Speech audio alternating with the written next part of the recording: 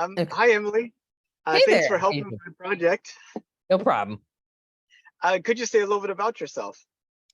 Yeah, well, I guess I'm an independent space historian. I've written a lot about space flight. I have a few blogs about space flight that have been around, excuse me, for a while. And I'm a co-host of a show called Space and Things with Dave Giles. So I guess first of all, how did you get started with like the space historian gig? That's it. I've always been a big space enthusiast since I was really little. I grew up not really far from Kennedy Space Center. So when I was a kid, I was able to see like shuttle launches. Unfortunately, I was way too late for Apollo. So but I grew up during the shuttle era, so I saw a lot of shuttle launches, and I always wanted to be a writer. I liked writing, and for a while I was freelance writing, and I was like, man, I should just write about something I really love. So I started a blog called This Space Available in 2010. And now it's on the National Space Society website now. But when I was first starting it, I was like, I didn't really take it that seriously, but oh goodness, sorry, I'm yawning so much. But now it's yeah, it's been around for almost 13 years now, and it's um yeah, I've written a lot about, it's kind of gone from not so serious to now it's, a pretty well respected, I think, space history blog. So that's really where I got started. And yeah, and I also started a group um in 2011 on Facebook called Space Hipsters. And at the time, there was nobody in the group. It was at the when I first started the group, there was like 4 people in it. And now there's, oh God, like over 36,000 people in this dang group. So I know. it kind I'm of one blew of them. up. Yeah, it kind of blew up overnight. Well, I wouldn't say overnight. The group's been around for God, 12 years. So yeah, so that's sort of I guess, my origin story. Um, well, do you remember your first space memory? Like the first time like space became a thing for you? I have a few vague space memories before my first big space memory. I vaguely, I mean, I was like a baby when this happened. I was like a toddler. I vaguely remember when Skylab was coming down because there was some hysteria over it. Because people legitimately believed, it's gonna hit my house. And I'm like, really? And I remember I was one, and I vaguely remember it because it was on the news at the time, because the news was always on. And I also remember, oh goodness, my first memory that was really I guess, like my first vivid space memory was the first space shuttle launch I saw. And I was also very little. I was like 3 years old, but I do vividly remember this. It was one time, my family and I had just moved to Florida, and my mom was like, "Oh God, we got to go outside and see the space shuttle go up." So she took me out, and I looked towards, the east coast of the state because it wasn't that far away, and you could see it. And it was just from that point on, I was just obsessed with space flight. And later I was trying to track down the date of this launch, and it was STS-2. It was the second space shuttle launch. But yeah, that was probably the point where I was like, "Eh, excuse me." I just woke up, so I apologize. That was really the point where like I was really just obsessed. I became obsessed with space flight. Um, I normally ask people, did you know that NASA's planning to send astronauts back to the moon? But I think that would be a wasted question on you. So I'd like to ask you a modified question. When did it become, oh, like, when did you feel like we were really going back to the moon? Like, at what point did that become something that you're like, yeah, I know we've tried like multiple times to go back, and those never really advanced more than the PowerPoint stage. At what point did it become really obvious to you that we are really seriously going back to the moon this time? Probably when Artemis 1 actually launched in November of last year. Because I'm one of those people. I'm a bit of a skeptic. I don't believe in programs until they're actually off the ground, because my thing is, even if it's on the launch pad, if it hasn't flown yet, it's not real, because something could happen to the rocket. I'm just very cautious. And when I saw I live not far away from Kennedy Space Center, so I actually went out the night it was going off, and within about 50 seconds of the launch, I was like, okay, this is real. This is actually happening. And when I saw it in the night sky, I was like, oh my God, that's it. That's it. We're back. We're back to the moon. So that's when for me it became real that this was actually happening, was when it launched. Because I'm one of those people. I'm like, I gotta see it actually go off for it to be a real program. So that was it for me. That I think based upon your study of space history, that's probably a reasonable position to be in. Yeah, just because there have been so many programs, like one of the programs I study and that I'm into the most is Skylab, right?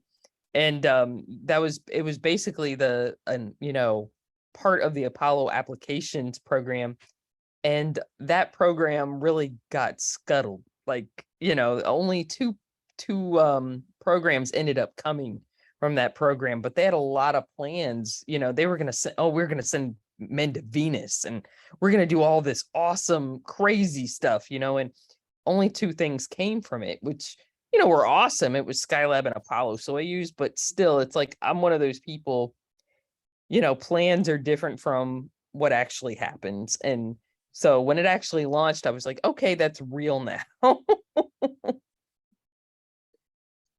How did the SLS launch with Artemis 1 compare to a shuttle launch? Oh my gosh, it was similar. It was very similar because it's and this SLS is shuttle derived, so the milestones were kind of similar. It was just much bigger. Like seeing it from my side of the state, you just got the feeling like, oh my God, this thing is so much more powerful. You really, even from as far away as I was, it was so bright. And for a large rocket, it was hauling, but I don't want to say the other word. Yeah, it was similar to shuttle, but you could tell it had more power, and you could tell it was bigger. So yeah, similar to shuttle, but just more powerful and very larger. It was cool to see it because it reminded me a lot of the shuttles, because uh I I I miss those. I feel like I took them for granted. Yeah, I never saw a shuttle launch. I did the one shuttle I saw on the launch pad just happened to be in like December of 1985, and it was Challenger. Oh wow. Yeah. Um, but the only rocket launch I've seen has been Inspiration 4. I flew out to see that, so that was kind of cool. Cool. That's a good one. But what do you think about us going to the moon? I'm very excited. I'm sort of a skeptic. I'll believe it when I see people step on the moon, because I'm one of those people. I sort of got to see progress to believe something is real. But I think with the Artemis 1 launch, it's definitely, become more real to me that this is okay. This is something that NASA is going to be committed to. Um, I I'm very encouraged by how well also Artemis 1 went.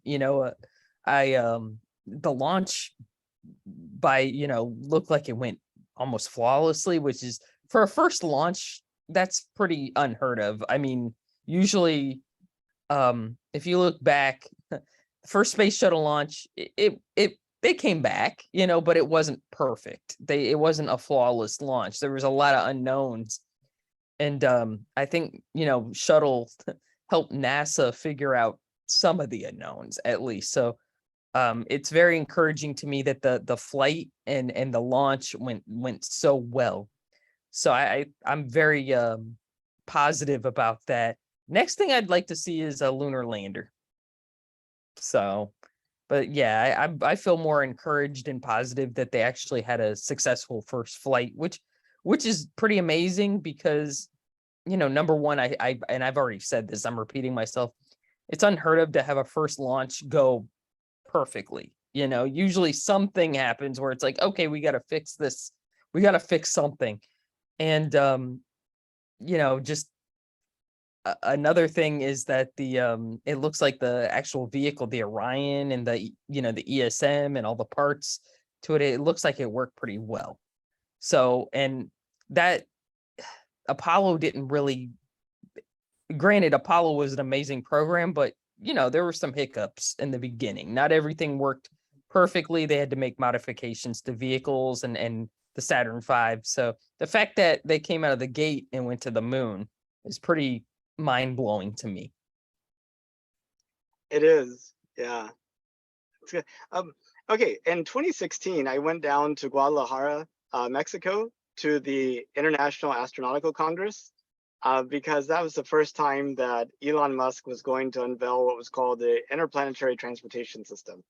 And I was just rewatching a clip of the beginning of that presentation last night. And he starts out by saying that what he wants to do is to make it so that Mars seems possible in our lifetimes. And I wanted to ask you, does Mars seem possible in our lifetimes? Once again, I'm very skeptical. Um, I don't, it's hard for me to answer that. I think propulsion to Mars is achievable in my lifetime. I definitely believe that. I think going to Mars, like physically, using a space vehicle is achievable. The one thing there are some unknowns that we need to work out. Like, how are we going to live on Mars long term? Because I think it would be silly to just go to Mars and turn back. Like, okay, we saw Mars, yay, we're done. And unless they do they orbit Mars or do a flyby, that would still be pretty cool. But I feel like it's almost a waste because you've spent so much time going there. You know what I'm saying? So I think going to Mars with humans, is achievable in our lifetime and is something we might see. I'm concerned about how we're gonna live there and how we're gonna mitigate other risks there. Like, we don't want to go there and then everybody comes back and gets cancer because of radiation and things like that. And um, I know I sound very risk averse, but those are things I think about. You look at the Apollo astronauts, and for the most part, most of them live to be pretty old, or are still alive, and so I think and it's probably because they had a lot of people looking out for them and their health and other things. And granted, Mars and the moon are very different environments, but I still think there are some unknowns to be worked out. But do I think people will be able to fly to Mars in my lifetime? In a good, in a decent timeline? Yeah. And whenever you think about the future of humanity, say 200 years out, do you think we're still only on the Earth, or do you think we've actually been able to create settlements I beyond think the we'll Earth? have I think we'll have space settlements in 200 years or so. Um, I'm a big fan of you've probably heard of him. I'm a big Gerard K. O'Neill fan. I love the book The High Frontier. I've written a lot about his life and his career, and he was obviously the father of space settlements. And I really think his model will come true eventually. May not be in my lifetime, but I think it'll be in somebody's lifetime, maybe 100, 200 years from now. I think we'll have a lot of off-planet settlements because, you know, Earth has environmental problems. We have climate issues now. And I think running out of resources is a big issue. I think we will be running out of things. And I think there's going to come a time when humanity kind of gets with the program and realizes, okay, I think space is going to be the key to our survival as a species. And when I say this, people usually look at me like I'm crazy. Like, you really think people are going to be living in space? Like, no, I really do. I tend to look at things really long term.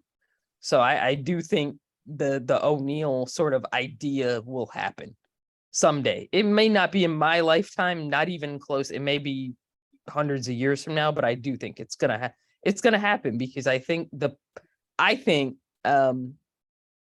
and like I said, when I say this, people think I'm nuts. I think the purpose of space travel is to explore. That's the first purpose. And the second one is we're going to have to extend our species somehow, and that'll either be through mitigating risks or just, leaving the planet. Yeah, I mean, I definitely see the benefits of having big space structures. I mean, you could put them in Earth orbit, transport a lot of people to them. They're not on a ship, they're at home. And then you could move the whole thing around the solar system and eventually to other star systems.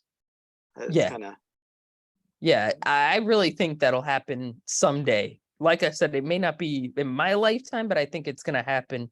I think it's going to have to happen, honestly, because I think, like I said, we're going to have to extend our species somehow, and because, Earth isn't, unfortunately, Earth has finite resources, and we're going to have to think of another way.